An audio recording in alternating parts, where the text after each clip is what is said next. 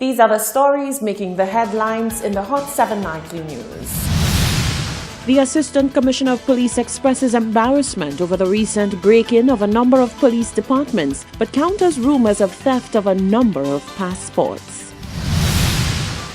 The results of forensic analysis in the Kimberly De Leon murder investigation will be in the hands of local law enforcement by next week.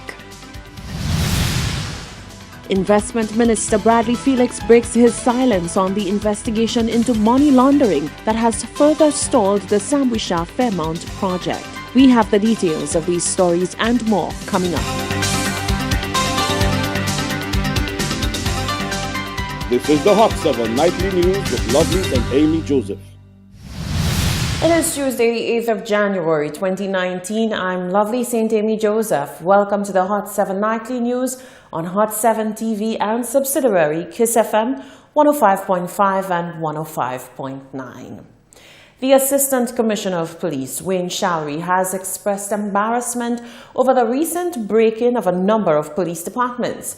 Shalry says, on the other hand, investigations into the matter are a top priority for the police force, and he ensures the public that their information is secure. Rochelle Gonzalez begins our reporting. A confirmation has been made surrounding the burglary of a building in Castries, which houses a number of departments within the Royal St. Lucia Police Force. The confirmation was made during a press conference on Tuesday morning, where Assistant Commissioner of Police Wayne Shalry revealed that the Lamar building along Bridge Street was broken into and a number of items, including a sum of money, was stolen. The ACP expressed embarrassment over the matter. Certainly it is an embarrassing incident. Nevertheless, we need to revamp our security procedures and our protocols for police agencies or units that would be renting commercial houses or commercial places. These commercial enterprises would not have initially been constructed structurally or architecturally for security, for top-notch security.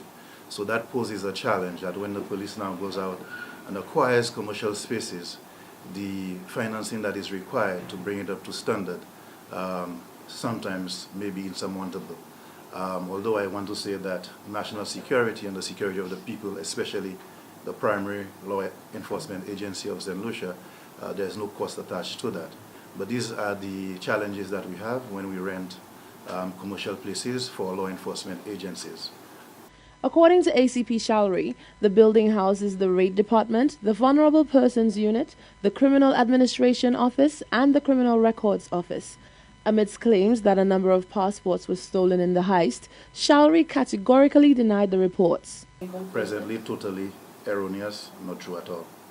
Shalry said the actions of the persons responsible for the crime show a telltale sign of the state of society today.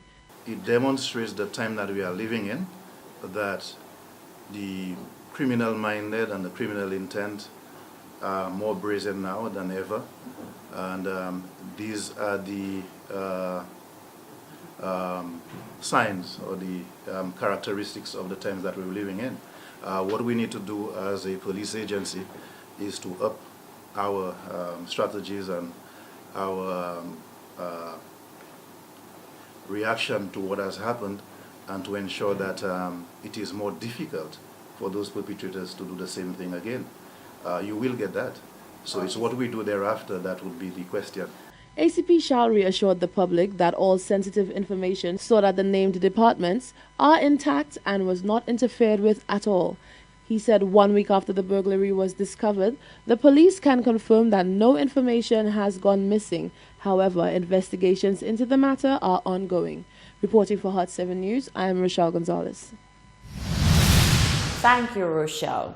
It was with great disappointment that Minister for Commerce and Investment Bradley Felix, in a one-on-one interview with Hot 7, revealed that the Fairmount Hotel project remains stalled.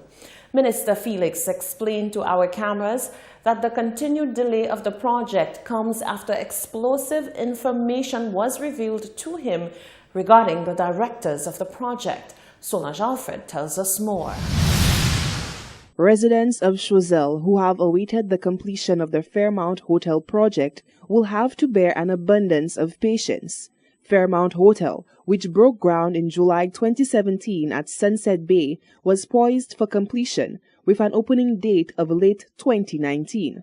However, a series of unfortunate events has caused the progress of the project to be delayed. Speaking with Minister of Commerce Bradley Felix, he explained that an additional setback has arisen in the form of criminal allegations being brought up against directors of the project.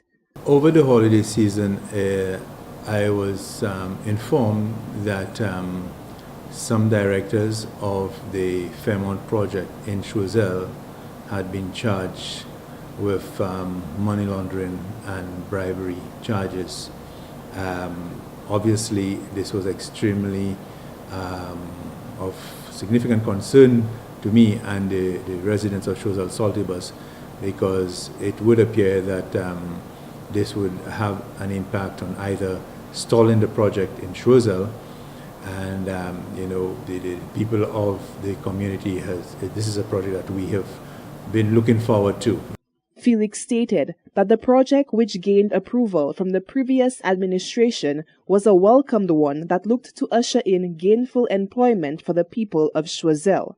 However, with the many impediments that it has encountered, a thorough investigation will be carried out to assess the continued progression of the project.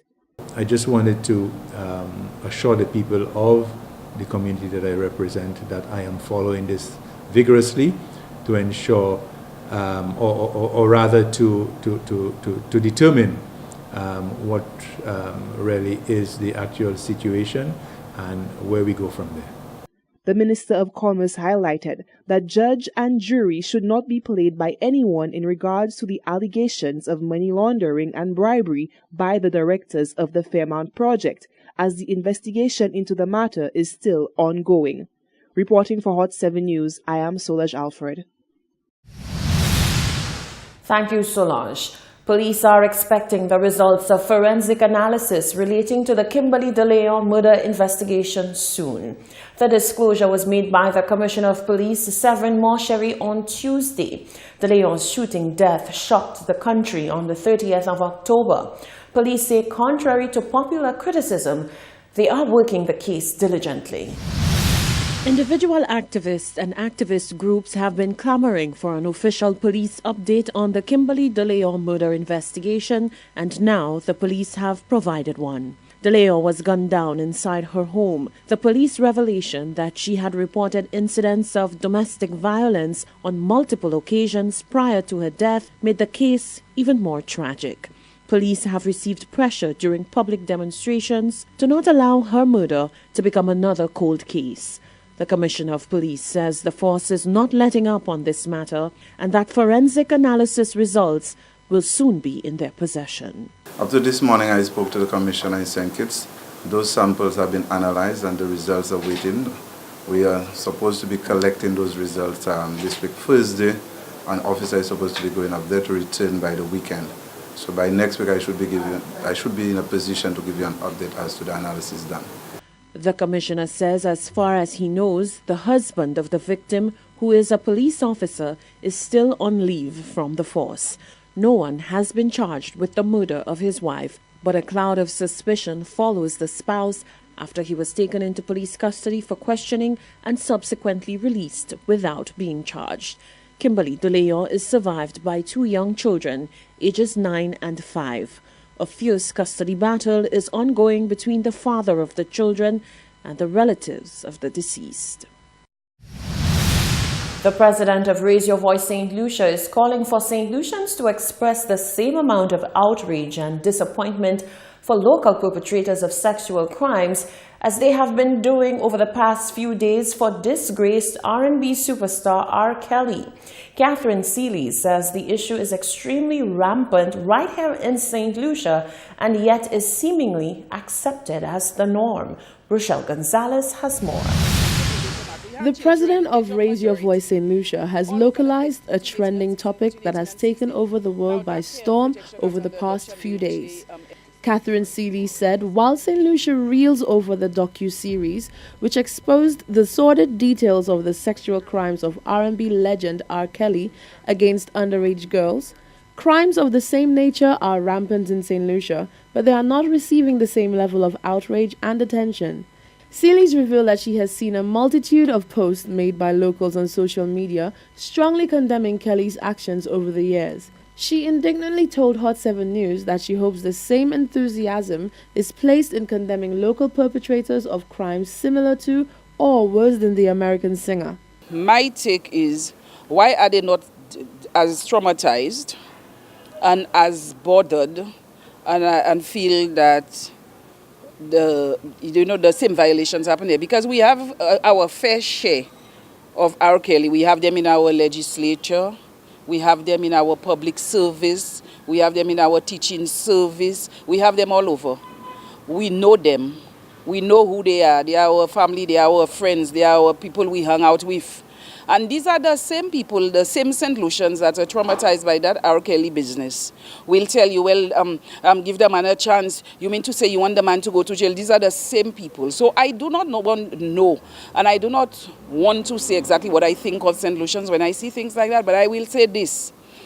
I am just hoping the same passion they put to international issues, such as Donald Trump, such as R. Kelly, and everything else, they put the same passion there. If they did that, we would not have the level of child abuse. And we want to make sure, when we say child abuse, child sexual abuse of both boys and girls. Seeley said the time is now for St. Lucians to be as passionate, as concerned, and as traumatized about the incidents that are played out daily on local shores. She stated that this matter is a deep-rooted scourge. You have prominent people who adopt children, toddlers, and they abuse them. And we're talking about little boys. We have prominent people who sexually assault little girls. We have prominent people who make children with children. They monitor them. They barely borderline 16 and they make children with them. And these are one of the reasons why I do believe the government refuses to change the age of consent from 16 to 18 because they're culpable of interfering with children borderline 16.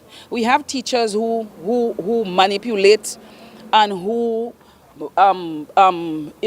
have sexual relations with children in school. We have public servants who do it. We have people who are quite prominent in this system who do it, and we do nothing about it. So when I think about they run ahead and do the child care and protection bill and adoption bill, this doesn't go nowhere.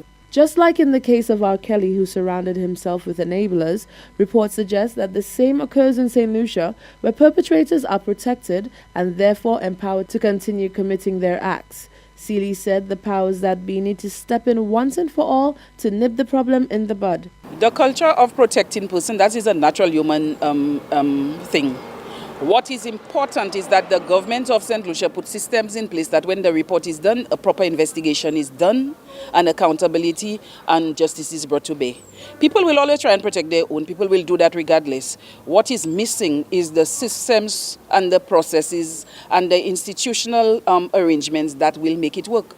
You can decide you want to protect the person, but the law is going to take its course. But that does not happen in St. Lucia. You have people making reports, and when they look for the report, they can't find the report in the system because it's written down on a piece of paper and nobody can find it conveniently or otherwise. The government of St. Lucia needs to do better. We did not get here today. We got here a long time ago, but the government of the day is their responsibility to fix it. Seeley said there is a dire need to amend numerous acts, including the Civil Code, the Criminal Code, the Education Act, and the Probation Act. Reporting for Hot 7 News, I am Rochelle Gonzalez. Thank you, Rochelle. This is the Hot 7 Nightly News. Still to come, a used car dealer is crying foul about SLASPA's new import regulations, stating that they will be a problem. And are St. Lucians hopeful that the economy will grow in 2019? Find out that and much more after the break.